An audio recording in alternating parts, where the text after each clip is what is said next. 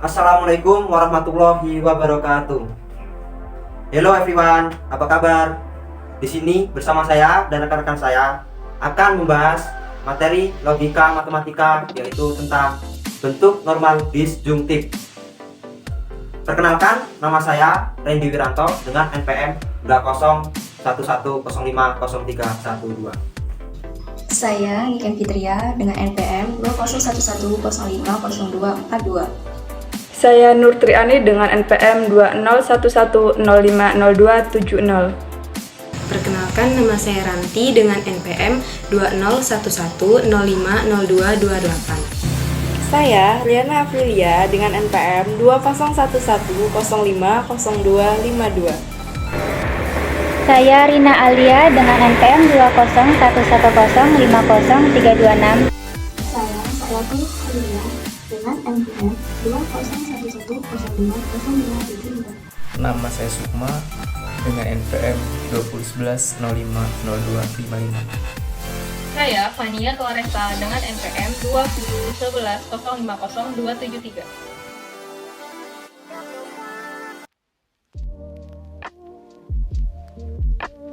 Bentuk normal. Bentuk normal adalah bentuk ekspresi logika yang standar. Sedangkan bentuk ekspresi logika yang standar adalah bentuk ekspresi logika yang menggunakan perangai negasi, konjungsi, dan disjungsi. Karena hanya mengandung konjungsi dan disjungsi, maka bentuk normal dibedakan menjadi dua, yaitu satu, bentuk normal konjungtif, dan dua, bentuk normal disjungtif. Bentuk normal disjungtif atau DNF. Definisinya, bentuk normal disjungtif atau disjunctive normal form adalah bentuk normal yang memakai paragraf disjungtif dari konjungtif. Bentuknya di sini ada A1 disjungtif A2 disjungtif A3 sampai dengan disjungtif AN. Dinamai AI berbentuk P1 konjungtif P2 konjungtif P3 sampai dengan konjungtif PM. Catatannya, PI dinamakan literal, PI dapat bernilai positif dan atau dapat bernilai negatif. AI dinamakan klausa.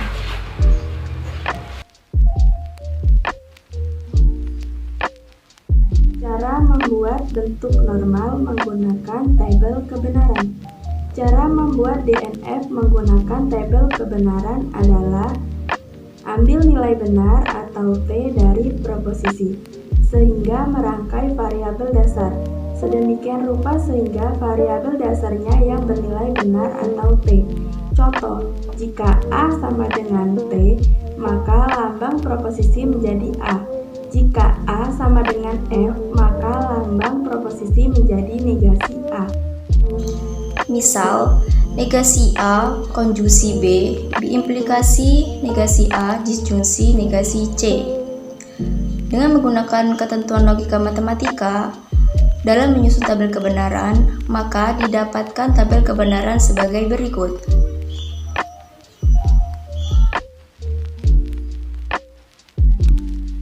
Dari tabel kebenaran tersebut, setelah mengambil negasi A, konjungsi B, biimplikasi negasi A, disjungsi negasi C yang bernilai benar, untuk kemudian dijadikan DNF seperti berikut.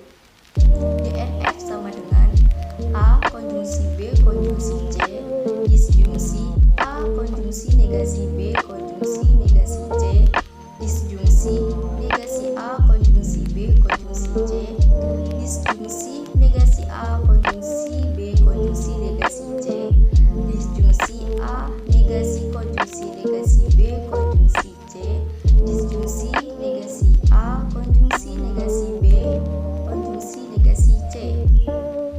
Bentuk normal di atas dinamakan full disjunctive normal form atau disebut juga dengan FDNF.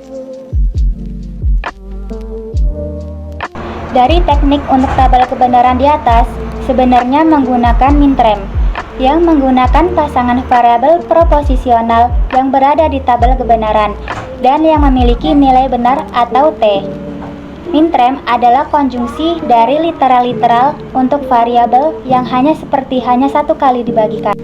Contoh mintrem: 1. A konjungsi B konjungsi C. 2. Negasi A konjungsi negasi B konjungsi negasi C.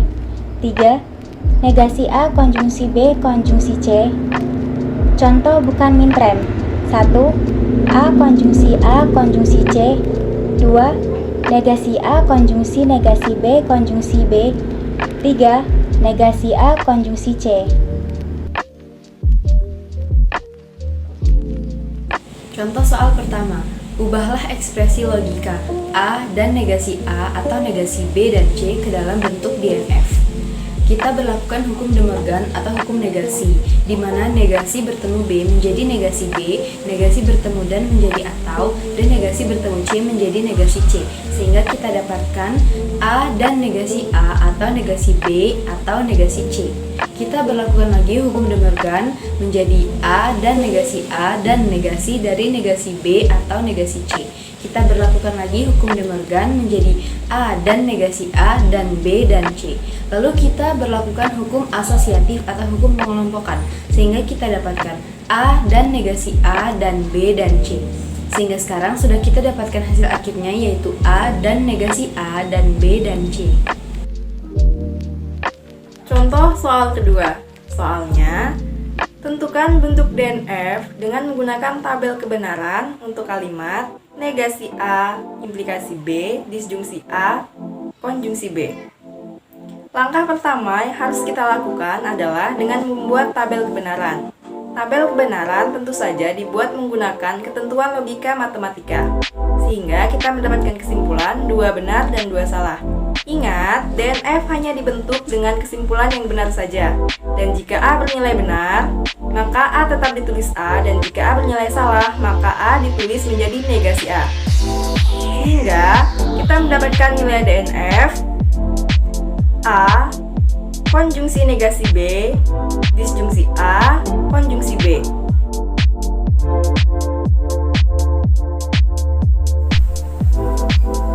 Contoh ketiga, ubahlah kalimat berikut ke bentuk DNF. P maka Q dan negasi Q maka R. Dengan menggunakan hukum kondisional, diperoleh negasi P atau Q dan negasi dalam kurung negasi Q atau R. Kemudian dalam bentuk normal konjungtif diperoleh yaitu negasi P atau Q dan Q atau R. Dengan hukum distributif kita peroleh DNF-nya yaitu Q atau negasi P dan R. Contoh soal 4. Ubahlah ekspresi logika berikut menjadi DNF dengan tabel kebenaran negasi A konjungsi B, disjungsi C, konjungsi B. Untuk menyelesaikan soal di atas, langkah pertama yang harus kita lakukan yaitu membuat tabel kebenaran dengan ketentuan logika matematika. Sehingga kita peroleh tabel kebenaran seperti gambar di atas dengan kesimpulan 7 salah, 1 benar. Ingat, DNF dapat dibentuk jika kesimpulannya benar. Dan ingat, jika A bernilai benar, tetap ditulis A, dan jika A bernilai salah, maka ditulis negasi A. Sehingga kita peroleh nilai DNF-nya yaitu negasi A konjungsi B, konjungsi negasi C.